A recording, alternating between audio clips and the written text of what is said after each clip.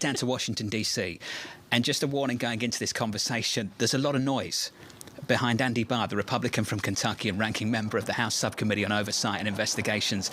Congressman, you and I were joking in the commercial break. It's the chaos of Washington. If the chaos of Washington returns and that noise comes back, I'll let you go, sir, for sure. You made easy work of Kentucky's 6th Congressional District. Other Republicans struggled. Let's start there. Congressman, what went wrong with the party at these midterms?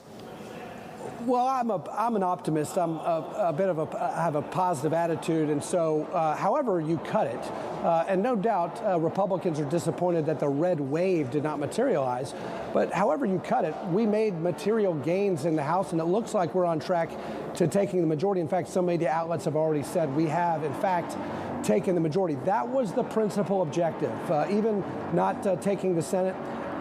What does that mean? It means that they don't give out small, medium, and large-sized gavels. They just give out gavels. And by retiring Nancy Pelosi as Speaker of the House, by having a new Speaker, by having Republicans in charge of the gavels and the committees, it means we set the agenda. We have the ability to exercise oversight. We can put the brakes on the overspending and the threat of higher taxes, and we can exercise oversight over the regulatory assault on the free enterprise system. That's what the market should take encouragement by in this election, is that we do have divided government, even though it's going to be a thin majority. So who would you like to see be the leader of the House of Representatives? Is it Kevin McCarthy? Who would you like to see to be the leader of the Republican Party? Is it former President Trump? No, it's Kevin McCarthy. Kevin McCarthy. No one has done more for the House Republican Conference than Kevin McCarthy in terms of raising money, helping recruit candidates, helping members represent their districts, moving their legislation, assisting them, understanding their districts. So Kevin McCarthy is going to have the votes not only to win his leadership election today, but also become Speaker. Now, look, there's competition, and the great thing about the Republican Party, both in these leadership elections in Congress and I anticipate in 2024, is there will be competition. There is no coronation in the Republican Party. That's the great thing about the Republican Party. We are not an authoritarian party. We are a libertarian party. We believe in free enterprise. We believe in competition and choice. We don't believe in top-down. We believe in bottom-up. And so competition, iron sharpens iron. That's what makes us better leaders. How important is it to you, Congressman, for President Trump, former President Trump, not to run again in order for Republicans to kind of reclaim that mantle, given the turnout, what recently was the vote in the previous 2 elections? Well, I think we have to do some soul searching in our party and recognize that certain candidates for Congress underperformed other candidates. And what do those candidates look like? What were the features of those candidates? Again, we're the party of competition and choice. So I'm not one to say this candidate shouldn't run or the former president shouldn't run. I think there will be a robust competition. I do not believe there will be a coronation for the nomination. But I want to say this, too, about 2024. We're getting ahead of ourselves a little bit. The crises that are facing us right now have not changed since Tuesday. Inflation continues to be a massive 40-year problem for our country. The crime problem is significant. That's why a lot of Republicans did well in places where you've got a crime problem. The border crisis is significant. The energy crisis, the attack on American energy independence, it continues to be a big problem. And the president's approval rating continues to be at 40%. So even while the American people didn't give a mandate to Republicans, they certainly didn't give a mandate to the Democrats when they gave Republicans control of the House. So it's dissatisfaction all the way around, and it means that Republicans and Democrats alike need to do a better job responding to the problems facing the American people. Republicans in the majority are going to be laser focused on this inflation crisis.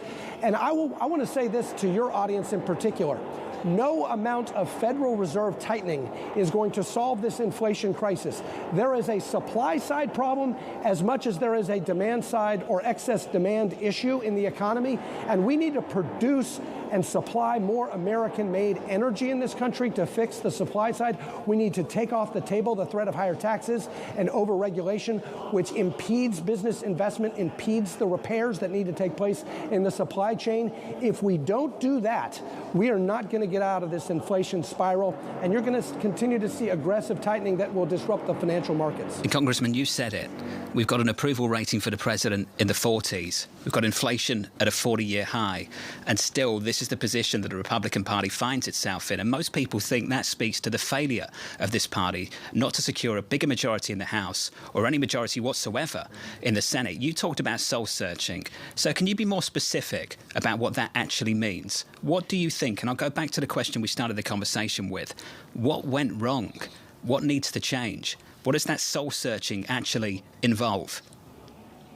Well, look, again, I'm an optimist. I think to say when you take the majority what went wrong, I think you have to give a little bit of credit to the candidates, the excellent candidates who did win and who did beat incumbent Democrats. And look at those candidates. What was the characteristics of those candidates? Those candidates were optimistic. They believed in America. They were patriotic. They believed in free enterprise as the solution, not the problem. They recognized that the government and fiscal policies and policy errors are why we have this inflation crisis. And they have solutions, and they offered solutions in the form of the commitment to America, to stop the overspending, to produce American energy again, to fund, not defund the police, to make sure we have law and order in our country again, and to secure our southern border, and to say, look, we are a nation of immigrants, but we're also a nation of laws.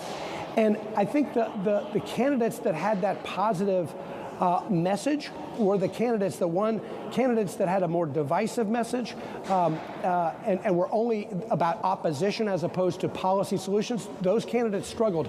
So I believe in a Republican Party that presents a positive message about free enterprise, freedom, liberty, limited government, and upward mobility.